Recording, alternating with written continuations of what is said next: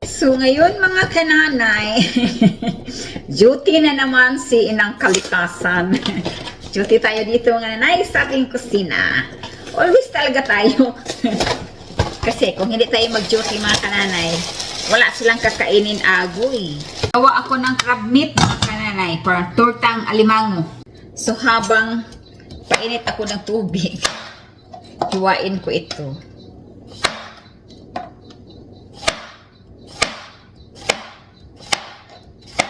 Ito yung pinakagulay namin mga kananay.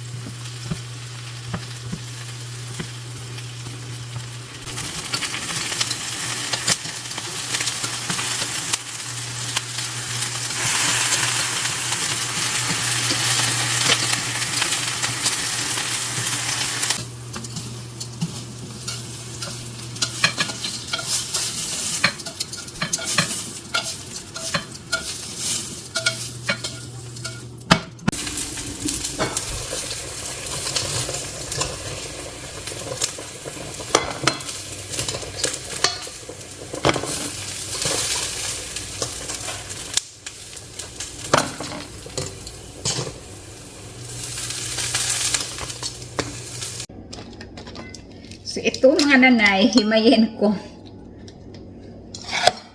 para sa kanila.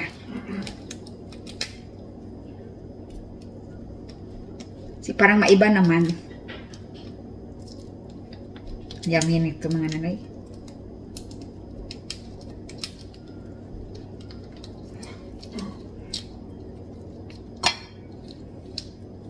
Alam niyo ba mga kananay, I'm drooling. Naglalaway ako. So, mga kananay, natapos rin sa wakas na. So, ngayon, maglagay ako ng itlog.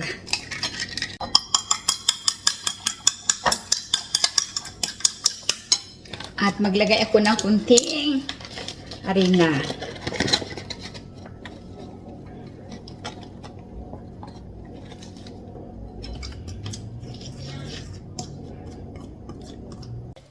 Ngayon, dagdagan ko ng parsley.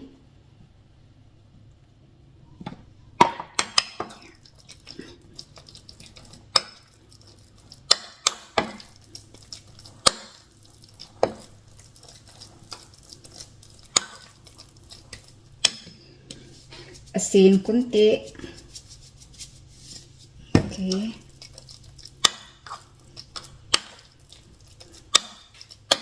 Laglagyan ko itong onions.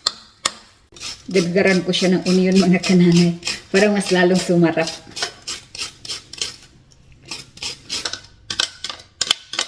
O ayan.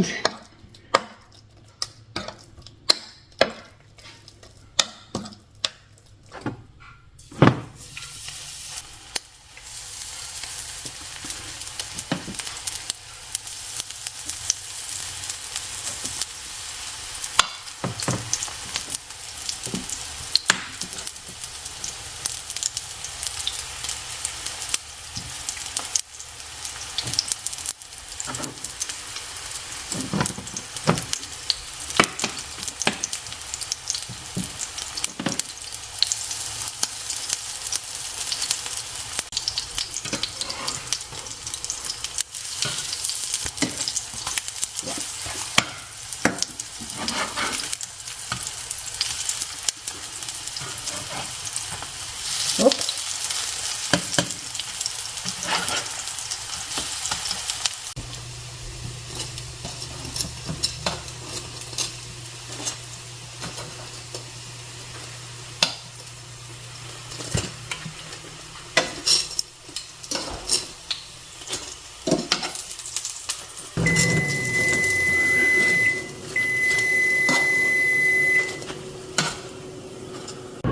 So, ayan po ang crab meat ng Nanay Jenny. At ang zucchini. Baka kakaiba itong anak ko, crab cake sandwich.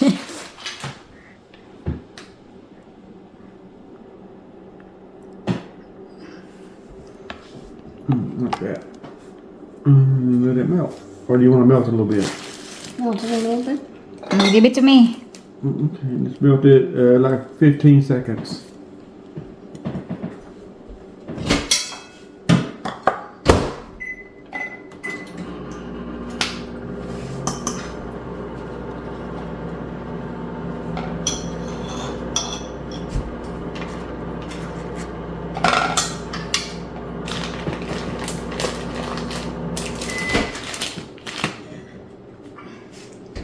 Here. Okay, I want to toss it down there. Oops. Okay, and like that. Okay. Be careful, ha. That is hot. It's hot now. Put that there, and make sure that it's hot. Give it a bite. Maybe I can get a knife. For this. Yeah, I want to cut it in half for him.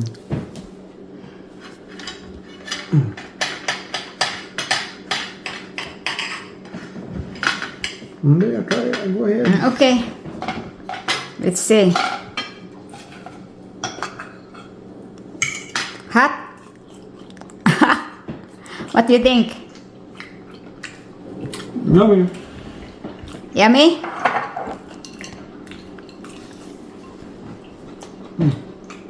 Too hot?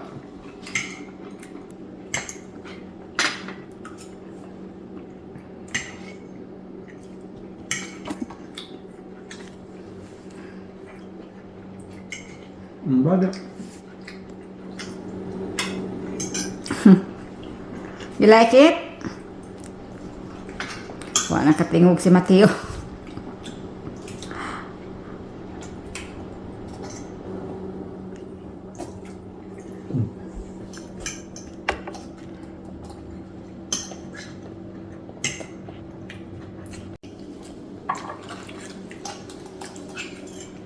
So, kain tayo. Mga maring. Ayan. Sa akin naman kanal, gulay din. Tsaka isda.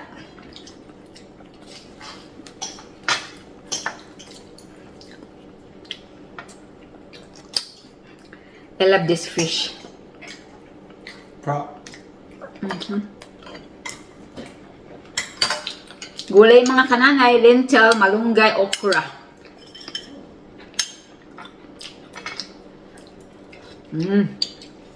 Harap ng sabaw.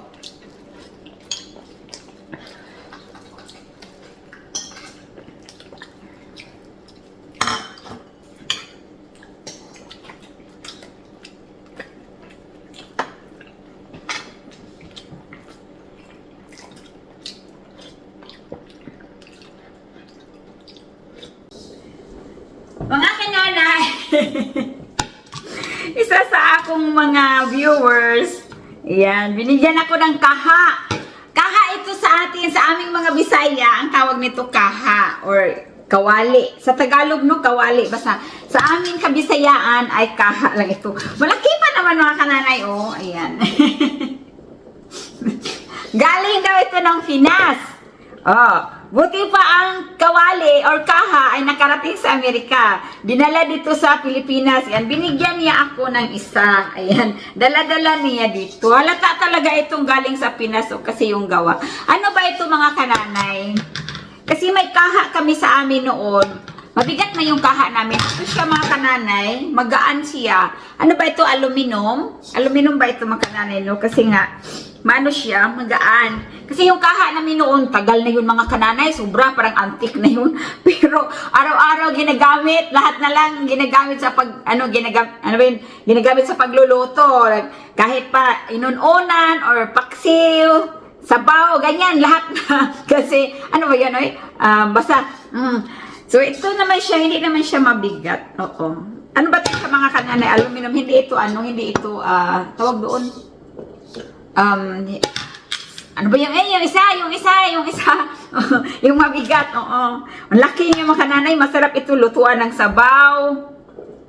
pinakbit, yung malunggay mga kananay na tinulan, lagyan ng isda. Agoy, lalo na pag ang isda mga kananay ay galing talaga sa galing sa dagat ba na manamis-namis ang lasa. Tapos may malunggay, may tanglad, kamatis, sibuyas, lamia. Oy, tapos may luya pa, agoy, lami.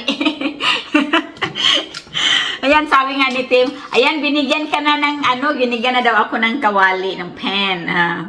Sa ating mga kananay, pan, dito sa kanila, pen. Pinaganyan talaga, hindi man intindihan nila mga kananay. So, sabihin, isa lang ibig sabihin yan, palutuin ka na, palutuin. Pero yun nga mga kananay, pwede ito, masarap na ito pretuhan ng isda mga nanay, no? Yung yung galunggong, kahit anong isda, basta magkasya lang dito. Ay. So, mayroon na akong kawali na galing Pinas, di ba? Ang galing talaga ng aking mga ang aking mga followers, mga kananay, binibigyan ako, di ba? Mayroon ako magluto na tayo ng sinabawang isda dito. Maraming kamatis.